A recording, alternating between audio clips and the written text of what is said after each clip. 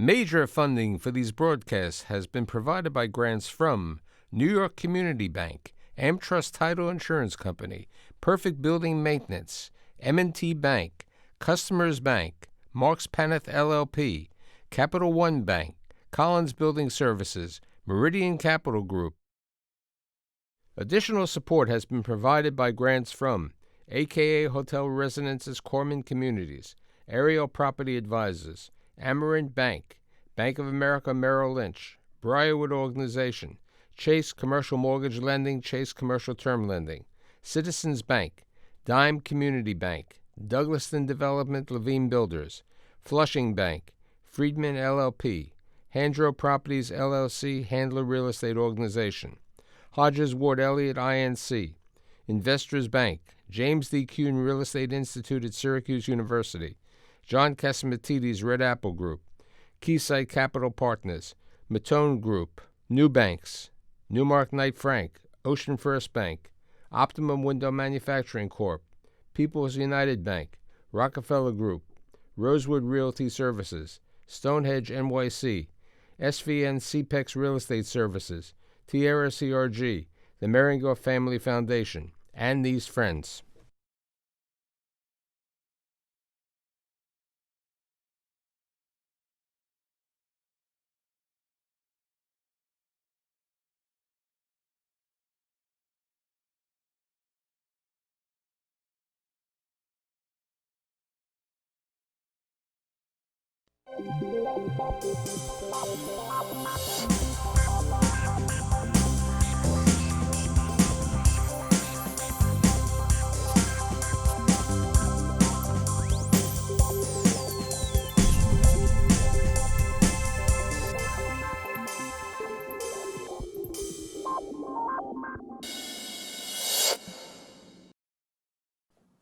Here we are. It's November of 2020. We're in the middle of a pandemic. How are companies coping with the pandemic? How are they adapting? And what are they doing? What advantages and where are they growing? So today I've assembled a group of business leaders to provide their insight on coping and growing during the pandemic. My guests include Scott Major, who's the CEO of PBM LLC, Adam Weiss, who's the general manager of Atlantic Tomorrow's office, David Sterling, who's the CEO of Sterling Risk, and last but not least, the elder Weiss, Larry Weiss, who is the president and CEO of Atlantic Tomorrow's office. So all of you have been operating, all of you have been working during the pandemic. How are you coping with the pandemic before and how are you doing today? Scott, you're in the cleaning business and other auxiliary businesses. Right. Well, the janitorial business has suddenly become very fashionable to be in. And having been in the janitorial business and dealing with the possibilities of pandemic flu and concerns about whether real estate would be seen as transmission centers, we were well stocked with PPE and emergency plans. So we didn't really have to deal too much. A lot of people were like building the plane while they were flying it. We had a frame of a plane that was set up. And obviously we had to deal with commercial space vacancies increasing, whereas in the residential spaces, a lot of shelter-in-place situations. So it was stocking up on the materials, the disinfectants, retraining employees to make sure that they were ready to service our customers, making sure that the real estate, people feel safe at home. We had to make sure they felt safe at work. And getting them to that point. So doing what was necessary to incorporate those changes and put them in place. And at the same time, we also had to furlough some employees because occupancy rates in the buildings went down near zero. Even today, they're only at about 10%. We get card swipe reports on all of our buildings. We have 103 different properties in New York. And the experience is pretty much the same across our other regions as well. As you know, we have offices with 2,500 employees with, New York, Connecticut, New Jersey, Pennsylvania, Washington, D.C., different divisions. There's janitorial, protection, security, painting, metal and marble, and the special accounts, which services hospitals and which services residential properties. So we had a lot of different moving parts. And our main office is about 50 people, all essential employees, and they were in every day.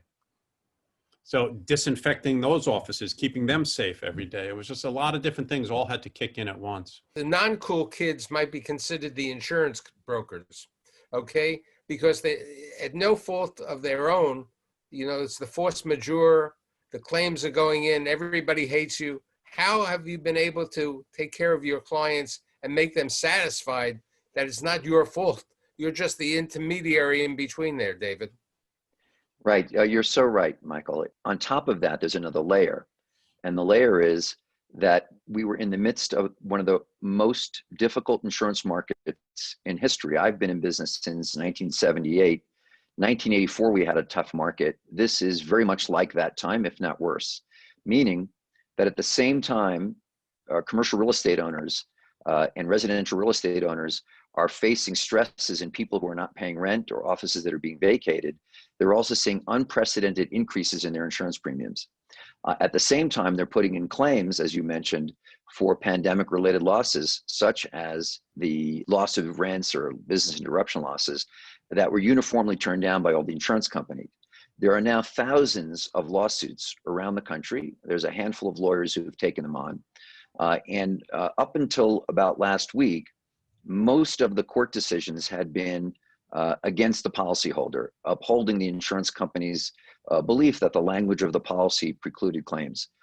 Last week, we had a decision in, I believe it was New Jersey. One of the states came out with a decision saying, you know what, maybe you ought to pay these claims, or maybe you ought to consider a viral infection in a building as damage to the building.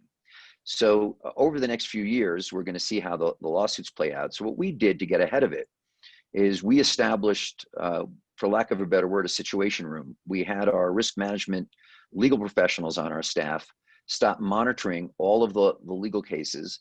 We got white papers out.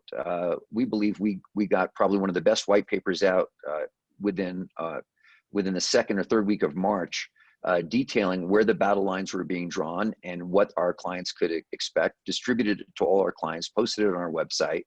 And then we started having roundtable discussions with many of the insurance coverage policyholder insurance coverage law firms to make sure that we were on top of it. So I cannot think of a single client who directed their ire at us. I think that they see us as an advocate moving forward. But we had to do all of that, Michael, in an environment of complete remote working. I think since March 6th or 7th, we moved our entire organization to remote working. So that's added to the challenge. If you think about it this way, virtually every commercial insurance client we had in the country submitted a business interruption claim. So that's a volume that we hadn't seen. And like Scott, I'm very, very proud of the team. They stepped up. We believe, at least during this time, we've seen far more productivity out of our people working remotely than they did working from the office. And I think we're picking up the commutation time. I think they're interspersing throughout the day their personal needs like childcare and home care. And then they're adding hours on weekends and nights to make up for that lost time. So the productivity, we believe, has increased. I think that that's an appropriate point to ask Larry and Adam of what Atlantic does and what's been going on, because I know you had to lay off certain people, but you've been exceptionally productive, Larry and Adam. Larry? So in the beginning, I mean, let's face it, we have a tale of two cities, right? So we have our copier business, right, which is, print related, and which is also based on the number of people that are in the office and printing on those devices. And then we have on the other side, we became also the cool guys on the IT side, if I can take Scott's term there, because everybody needed to start to work remotely. So we had 400 clients that we managed their infrastructure that, we had to move 400 clients to a remote environment, which took us to 3 shifts. And we were able to successfully, I believe by March 13th was that Friday, that it was the first day that everybody started to work from home. By the end of March, we had every one of our clients working productively and safely from home. If I go back to the other side of our business, we also handle some of the major hospitals. So we had essentials technicians, as I call them, our essentials workers, that had to go into some of these larger acute hospitals here in the city that, that were just being, overrun with COVID patients. And it was really very scary, for us, being in this business. Never in my wildest dreams that I think I would have to send employees into harm's way. It was really, really scary for the longest time, but they did a phenomenal job, and we were able to keep the hospitals up and running because, they were printing like crazy during these times. It was extremely important for them to be able to do that. So once again, we also were very proud of our team. And those were some of the dilemmas that we had, in the two sides of our business. Adam, you're involved. You're the general manager, but you're also the sales manager. How have you been able to maintain sales and to increase sales during this time period? So, I mean, the key thing is leveraging the relationships that we have with our clients, and that our people, they've developed great relationships. And as David pointed out and Larry just mentioned, when you look at the business challenge of the work from home model, I mean, it presents a lot of different challenges from a technology perspective, data security perspective. And we've got a team of people that are able to support and help clients, really overcome those challenges. So what we did is set up daily communications with the managers and then in their teams, and just sharing some of the success stories that we were hearing from the field. And that communication model, it really worked well in sharing all of the good things, also sharing some of the mistakes that were made, and helping our team adjust and really provide what our clients needed. And it's something that the Band-Aid was just pulled off in the beginning of this thing, and everybody had to adjust really quickly. And I think we did a pretty good job overall.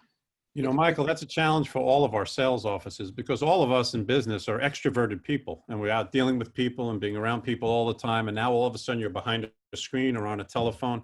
And even if you do get to be in front of the person, you're behind a mask. So it becomes a challenge really to interact with people the way we used to. And that's something that, thank God for technology, so it's. Here's the point, okay, with the exception of Adam, who's our youngest, but he was, I think, in college at that time. We all remember 9/11. We all remember the situation, after the recession of 2008. How do you compare the pandemic and running your business today as compared to the two other serious events that took place over the past 20 years? Larry? So 9/11 was strictly a New York City thing, right? It was a movie to everybody else looking in, right? This affects everything. And today, all of our businesses are more global. And when I look at, what happened during 9/11, technology, wasn't, it wasn't as Scott just said. We were able still to see, once people came back, and they came back gradually, except for downtown, you were able to get around. Security entering buildings changed, and that became, something that, affected time management, so to speak. But really, you were still able to go to someone's office. You were still able to meet. This created a complete change in the way we work, the way we do things, the way we service, the way we support. And it really required a lot of work, a lot of change. From the ground up. Adam, really didn't go into any detail. He didn't do himself justice as to what he did. Was he took our sales process and created a virtual communication platform. First, we used Zoom, and then we adopted Teams as our communication tool. And really, we took 80 outside salespeople and created a virtual sales world with how to communicate with clients and prospects. And this has probably been the most impactful 8 months in the modern era right now. And it's not only just a tremendous test of character, but, organizationally and individually, but it's had this devastating impact, locally, nationally, globally. And the fact that we were able to be out there, be ready, and be present at the very, I'm sure the Weisses went through the same thing. When you're sending people into someone else's space, you have to set up protocols so that they're not viewed as an imminent threat when they come in, that they could be, spreading something. So we were doing things with different types of testing. We require our employees are tested on a regular basis. It's certain employees are weekly, certain employees bi-monthly, certain employees monthly, depending on where they are. There's a health app that we use, they're temperature checked and all that kind of stuff, so that people understand that when one of our employees are walking into their space, they don't pose a threat to them. And that's just really important, and to make people feel comfortable and to constantly be nimble. I mean, let's face it, the rules have been changing every 2 weeks. So to be nimble and to deal with the different CDC and health department regulations are really, really important. And when you show, I told my people early on, people will remember how we responded after this is all over. And we're starting to see it now, because let's face it, when we first started putting people on furlough and dealing in March, we all thought we were going to be back by May 15th. It was going to be Memorial Day. Labor Day, we expected 25% occupancy in the buildings. Well, we're still in it, and now we're going into whether it's a second phase or a third phase. And it's not letting up. And it's those people that have the character that can keep coming at the problem and keep dealing with the problem and be nimble, as I said, I think are the ones that are going to be the ones that continue to thrive. We have been thriving through this. The amount of disinfecting work that we're doing is off the charts. Now, here's the question. You're doing all this work, and as David was saying before, the premiums are going up. Businesses are in difficult positions. How are businesses paying for it? Are people paying, or are you extending terms? What's happening? All of you are in a business of revenue, and you need some profitability. You're not not-for-profits. You may work with not-for-profits like the hospitals, Larry, or something else, or David, but how do you keep your revenue? How do you maintain your business to operate? You're all paying rent. So we were terrified of that, because early in the pandemic, various states, including New York, came down with mandates to insurance companies that you can't cancel insurance policies.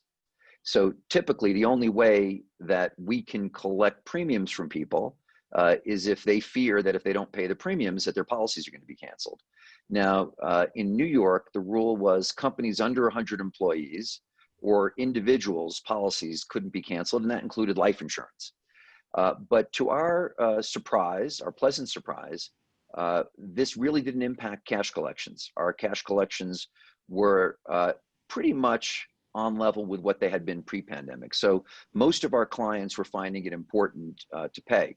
And you also have to remember, this was in an environment where we had 2 or 3 stimuluses going out to businesses. So many of them had the money to pay, and all of the shoes hadn't dropped. I think that in the fourth quarter of this year and in the first quarter of next year, we are prepared to see if there's a change in that, because the politicians in Washington haven't yet been able to put together the next stimulus round. And we do see a number of businesses going out of business. And we've done a lot of webinars. And I think that that's a really important piece. The 3 of us here, everybody's dying to know, the 3 businesses here, everyone's dying to know, what can a business owner or a building owner do to safeguard his employees, his tenants, his building. And we did a webinar with Pillsbury. We're trying to create a facility to provide communicable disease liability insurance if a building owner meets certain standards of cleanliness. And because right now, all the insurance companies going forward are excluding liability from transmission of communicable diseases.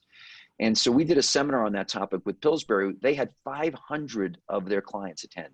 I've never seen a webinar with that kind of attendance. So the interest is high in these topics. And if you do what Adam did and you do what we're doing, you're going to see different ways of attracting new business. I was on the phone with Larry yesterday. We were talking about working from home. All of you are working from home except for Adam. Adam's working out of Tarrytown, but I assume he's also working from home. How have you been able to adapt living with your family, working at home, and running a business with all these problems that we have? Well, I ran away from home on May 4th, so I'm in the office. I've been coming in every day. My wife talks way too loud on the phone, watches TV at decimal levels of 60, 61. And then one day I heard something I haven't heard in 20, 25 years. I come running out of the office. It was the vacuum. I haven't heard that thing in 20, 25 years. And that was it. I'm out of here. Being home is a challenge. There's no doubt about it. But I think it's more just missing. It's actually harder working from home. One day tends to fade into the next day. You know, it used to be you'd leave the office at 7 o'clock at night, you were done and you went out to dinner, or you went someplace. Now you go downstairs, you eat dinner, you come back up to answer some more emails. So the days get a lot longer. It's a lot more difficult, I find, working from home. I'd much rather be in my office with my infrastructure around me and the people around me. And I think I was probably working harder from home. I don't know if I was more effective. I was in heaven the first few months. We had two of our adult children, one of their spouses with us, and my two dogs. They'd never had so much attention in their entire lives. They thought this was great. But like Scott, it became challenging. And then, you know, there's real challenges like the bandwidth. I mean, we were all in business, so we all had to find our corners of the house to get an access point so that we'd be able to do our Zoom calls and not have the pixelation and the stoppages. So I went back to the office about a month ago, and I'm probably in the office 3 or 4 days a week, and I found that to be great. But in the beginning, it was really heaven on earth. Here's a question. Each one of you are in growth mode. How are you finding new employees today? Because you can't sit down with the employee face to face. You know, I've interviewed on Zoom, and we've hired some major hires and some important people within our organization. And I have been a little bit surprised when I finally meet them in person. They definitely look different than they do on Zoom. But, you know, I always say you can cast the widest net as possible. You could do all kinds of different, you know, surveys in order to hire the right person. Until you put them in the seat and get them working, it's a 50-50 shot. So we've been lucky. I've had some really, really good hires during pandemic. So it's worked out for us. And I think there's some great people out there right now that are looking for work too. You know, all four of you are, as I would call, master networkers, okay? Many of you, both Larry and Scott, I know specifically, and I know David's involved, and I assume Adam's following off the footsteps of Pop, really belong to a lot of these networking organizations, the Executive Association, the other programs. How are these organizations doing today on their members? Because part of the business of the networking is you're supposed to introduce. How do you take care of that? I think networking for me changed, right? I am part of the Executive Association, and we switched to a virtual networking environment, and it's been very functional and productive. But what I did in the beginning to network was I contacted a lot of other CEOs and CFOs and created different groups of 3 or 4 people. And we would, you know, get together once a week or once every other week and discuss how we're dealing with certain, you know, certain items, you know, going through this pandemic. And it was quite interesting learning from other C-level folks, you know, what they're doing and how they're adjusting. And to me, that type of networking really was one of the most important things that I was doing through most of April. You know, after we got our own house in order during March. So, you know, Adam, since you're the youngest one on the panel, how have you been doing? And I know that I heard that you picked up the Brooklyn Hospital and some other clients. How do you do this during this period of time? Well, in terms of networking, I mean, the groups have gone virtual, but, you know, people are still looking to meet people. And I think now, you know, everybody needs help. So I feel like it's just changed a little bit in terms of going virtual. LinkedIn, big thing, of course, and everybody's in front of their computer today more than ever before. As you're working from home, you're glued to this thing all day. And as Scott said, the days just pour into another. One of the things that we've actually found recently is people are open to go out to lunch. Like now, I guess people are just tired. They want to get out of the house. And we've found that now more people are willing to have that either network meeting or appointment and go out for a lunch. So it's something that we've seen lately. And one of the techniques that you left off the list, Michael, is charitable organizations. And we at Sterling Risk, because we see our mission as protecting people, really are involved in the community and in many charitable organizations. And I myself, of course, have been very involved in the UJA federations as well.